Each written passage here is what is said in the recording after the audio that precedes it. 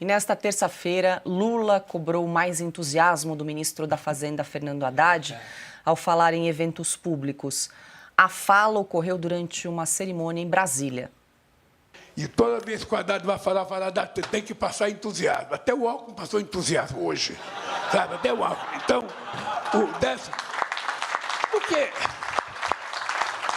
toda vez que a gente falar, o Jorge, eu chamei ele na minha sala, falou, cara, você vai falar, você tem que falar acreditando no que você está falando. Se falar com o zoinho para baixo assim, é porque não está acreditando. Então, você tem que olhar na cara das pessoas e falar com convicção, porque você está acreditando que aquilo vai acontecer. E aí, Augusto? O Alckmin não é mais que empolgação, não é nada disso.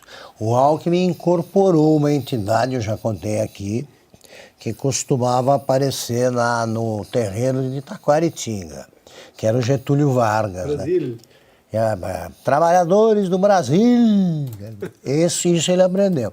Agora, quando o Alckmin se torna exemplo de entusiasmo para o Haddad está precisando recorrer aí aos oradores disponíveis para ver se melhora. Né? A gente via muito entusiasmo, por exemplo, nas reuniões ministeriais por parte do Silvio Almeida. Direitos Humanos? Isso. Ele mostrava muito entusiasmo lá, talvez pela companhia que ele tinha, né? Outros não têm muito entusiasmo, porque não tem nada a dizer com a ministra da Saúde.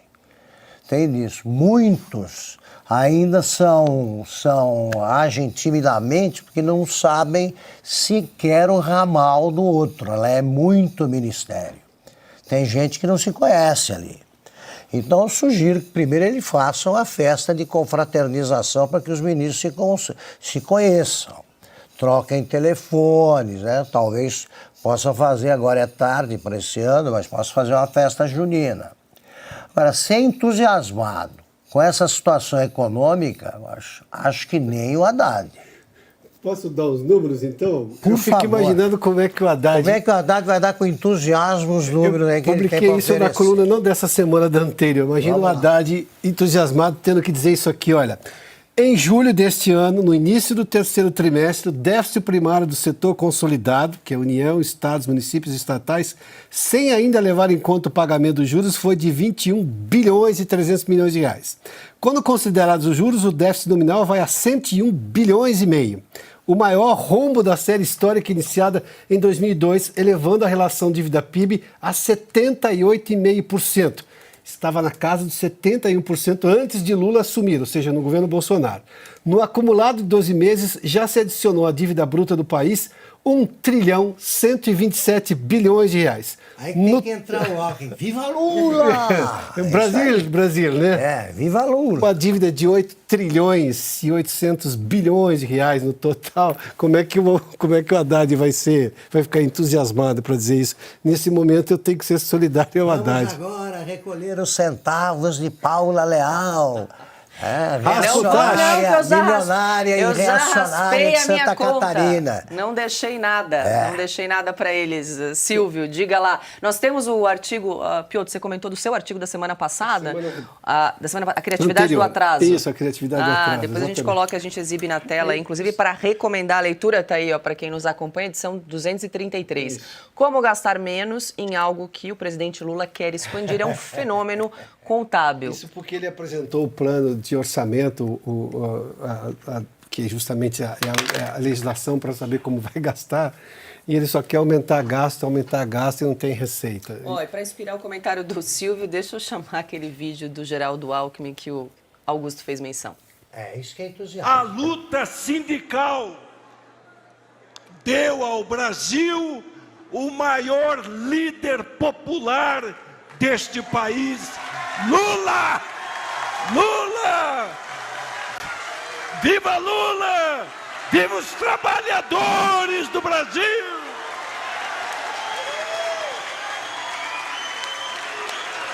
Não, ficou páreo duro pro Fernando Haddad para bater esse entusiasmo ali. Ficou muito difícil a competição. Bom, O Geraldo Alckmin, a gente já falou aqui algumas vezes, ele é um caso a ser estudado. Eu acho que ele conseguiu destruir o que tinha da sua biografia. Ele era lá o ex-prefeito de Pindamonhangaba, do MDB, que ele, com todo entusiasmo, chamava de Manda Brasa, né? Que é o antigo, antes do PMDB, hoje em dia voltou a ser MDB. Mas vamos lá. É o Geraldo Alckmin da geração do Franco Montoro, do Mário Covas, era vice do Mário Covas, e de novo, com todo entusiasmo, ele falava, eu sou o copiloto de Mário Covas, gostava de arregaçar assim as mangas, da camisa sempre azul clarinha, que ele usava invariavelmente. E o Geraldo Alckmin governou o estado de São Paulo, o Palácio dos Bandeirantes, né? Ou seja, o maior estado do Brasil, e governou mais de uma vez. Aliás, eleito governador de São Paulo, porque o Mário Covas morreu em março de 2001. Ele herda o mandato e se reelege em 2002 contra o José Genuíno do PT, naquela onda vermelha do Brasil, que levou o Lula ao poder. O Geraldo Alckmin se sente tão forte com essa situação que se candidata à presidência da República em 2006 contra o Lula.